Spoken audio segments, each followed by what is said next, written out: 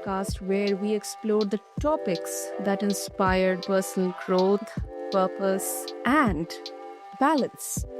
I'm your host, Sana, as always, and today we'll be diving into one of the most transformative human qualities resilience. Now, listeners, resilience is the force that allows us to face adversity and rise above it, even when life throws its toughest challenges. And our guest today is someone who embodies this quality on every level. Ken Kunken. Now, listeners, let me share a bit about Ken with all of you. Ken's story is one of unimaginable challenge and triumph. After a spinal cord injury left him quadriplegic, Ken went on to defy all odds by completing multiple advanced degrees, building a successful career in law, and inspiring countless individuals through his advocacy and work. And today on the Mindful Living, we'll learn how he tapped into his inner strength to achieve greatness and how we can all cultivate resilience to face our challenges head on. So, Ken, welcome to the show, and it's an absolute honor having you with us today. Thank you so much, and thank you for having me as a guest. Lovely. So, Ken, to begin with, what role did resilience play during your early days of your recoveries? You know, especially when you returned to Cornell and faced seemingly difficult, insurmountable physical challenges. Well, I had my injury in 1970, and at that time, I was in about as low as mental state as I could possibly be in. I had lost virtually all movement in my body and have just a little bit of movement in my arm. And I knew that at the age of 20, which I was when I was hurt, it was just too young to give up on life. I believed I still had a lot of life left in me, and I believed that my life still had value. I also knew that as a result of my physical limitations, in order for me to have any chance of being successful, I needed to make the most of my mental abilities. So I knew that in order to do that, I had to go back to school and get the best education I could get. That is really inspiring. Yeah, that inspiring. And throughout your education and career, what are some specific mental strategies or habits that helped you overcome those extreme feelings of self-doubt or fear? Well, there were a lot of things that came into play. I mean, I was injured as I had been an athlete. And to me, being on the athletic field and doing things physical was always so important to me. And now I could no longer do that. So I really had to change my entire way of thinking about myself. In order to think about myself, I had to concentrate more on what my mental abilities were than my physical abilities. And with the aid of my family and friends, they encouraged me to go back to school and try and change my career perspective, think about what I still could do in life and work hard to make that happen. So I knew I had to rely more on my memory now, since I was not able to take notes. And I tried my best to train my memory to become, something that I would describe as a very super kind of memory where I could remember things most people were not able to do. And as a result, I was able to return to school, complete my undergraduate degree, as well as 2 master's degrees, and eventually a law degree. But I have to say that all of this was possible because of the tremendous help and support I received from my family. That is so heartfelt and so empowering. And I imagine that even the strongest among us face times when giving up seems easier. So it's so lovely to know that you had such determination and you also got the support of your loved ones. My family basically assured me that they would act as my arms and legs to make sure I could still do everything I wanted to do. And it got to the point where they were being so supportive that I felt I'd be letting them down if I didn't do everything I could do to make my life successful. Mm. Yeah, yeah, I can totally relate with that. Mm. Also, in your experience, Ken, how important was having a sense of purpose in helping you overcome adversity? You know, did the vision of what you wanted to accomplish drive you forward, or did you actually discover your purpose along the way through the journey? Well, it was a little bit of both. I mean, when I was injured and I was in the rehab facility, they seemed to feel like the best I'd ever be able to do would be to sell magazine subscriptions over the telephone. Now, at the time, I couldn't even dial a telephone. They were rotary phones, not even touch tone phones. And I was not able to dial the phone or take notes or do much of anything physically. And I was devastated at the limited expectations the medical professionals seemed to have for me. And I saw that many of my fellow patients in the hospital didn't seem to be doing much with their lives. And I believe that was because they weren't encouraged to go back to school or do more with their lives. People seem to think that if you have a disability, there was not much you could do. Well, I was determined to show they were wrong. And I was very upset at the limited expectations they seem to have. I think it's so important to keep your expectations high. And my feeling was just because something has not been done before doesn't mean you cannot do it now if you work hard. So I was determined to do a lot more than anyone thought was going to be possible for me.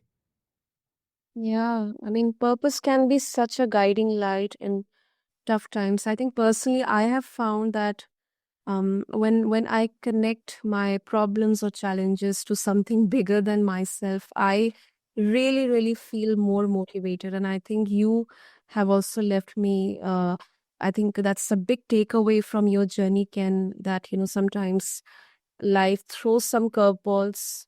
It can be really dark and really challenging, but it's something for a greater good. Um, and also, throughout your work as a rehabilitation counselor and attorney, you have helped countless people navigate their own obstacles. Um, how did your personal experiences shape the way you provided support to others facing challenges? Well, when I worked as a vocational rehabilitation counselor, most of the people that I was counseling had a lot more physical movement than I had. So I tried teaching by example. I tried showing people that they need to make the most of the physical and mental abilities that they did have and to always maintain a positive attitude because I think that helps you accomplish far more than most people think you'll ever be able to do. And I think just by people observing me in the job and seeing that I was working hard to make something of my life, that it encouraged them to do more because, despite my limitations, I was still working hard and trying to achieve a goal. And people in the rehab facility saw that if I could do it, they could do it because they had more physical ability than I had. So I was encouraged that they felt they were motivated and inspired by seeing what I was doing with my life. And Mhm. that made me feel better about myself. That increased my feelings of self worth and self esteem and self confidence. And I felt really good to be able to show employers that somebody with a significant disability could still work and work well. And as a result, they could hire other individuals with disabilities. And eventually, I wanted them to realize that it would just make good business sense to hire somebody with a disability. Mm. Okay, okay. Makes sense, Ken. And also, since we're talking about resilience, I think as we grow up, it can resilience can take on different meanings. Sometimes we may define it as pushing forward through the challenges, and maybe sometimes it's about accepting where we are, or the scenario or the condition. So I would love to know, Ken, how exactly do you define resilience?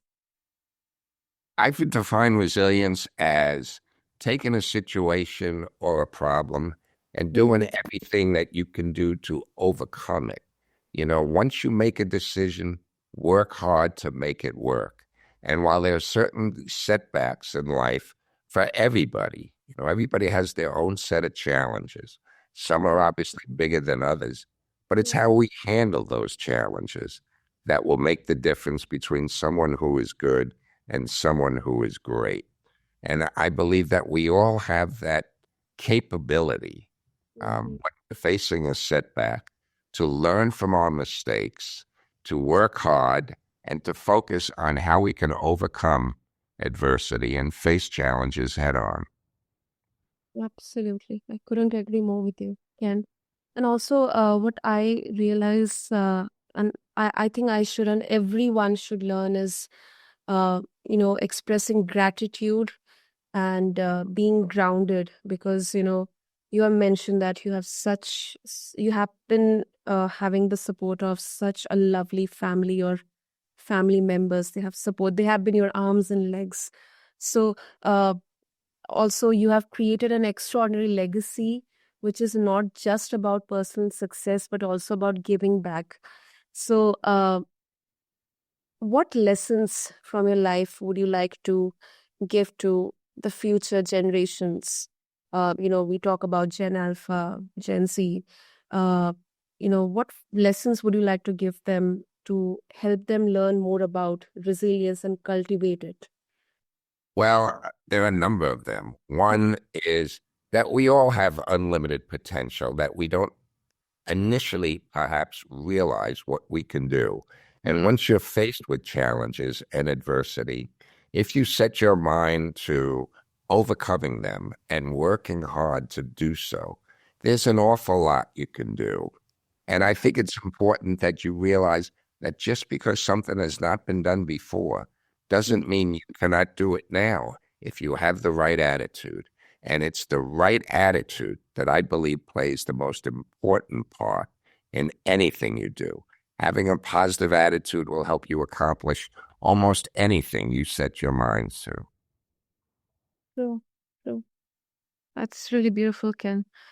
Lovely, lovely. Also, if our listeners they would wish to connect with you, Ken, and explore more about the work you are doing, the wisdom, if they wish to seek wisdom from you, how they can do that. Well, they can visit my website, which is kenkunken.com, and that will tell them more about myself and my life, as well as a book that I wrote about myself and my journey. And the website will tell them how to purchase the book. The name of the book is I Dream of Things That Never Were, the Ken Kunken Story. And that will tell them about what I faced in my life and how I overcame those challenges. And I might add that once I had the opportunity to help others, that made me feel so much better about myself.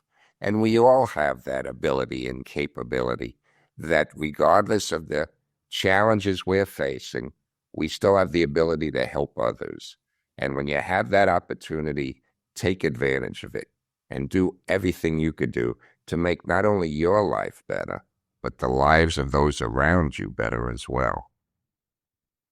Such a beautiful message, and I encourage all of our listeners to note it down or note it in their minds and take all these takeaways and golden nuggets and apply in their own lives as well, especially the younger ones.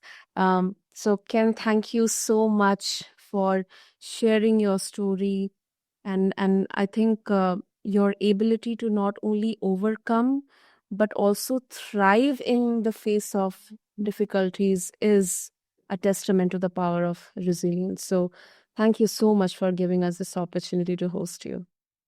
Well, thank you. And thank you for giving me the opportunity to share my story with you and your listeners. So, listeners, I am very sure, Ken's story is reminding us that resilience is about more than just surviving. It's about building a life of meaning, purpose, and connection. So, if you would like to dive deeper into his journey, be sure to check out his website and his memoir, I Dream of Things That Never Were, the Ken Kunken Story. You can refer to the show notes along with this podcast on your favorite platform. And yeah, I would like to reiterate that resilience isn't about being perfect, it's about showing up, even when the odds feel stacked against you. Let's carry that lesson forward as we navigate our own challenges and the challenges surrounding us.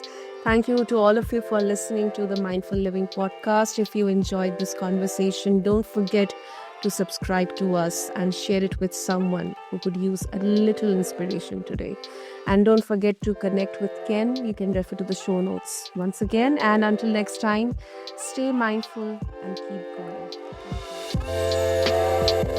going.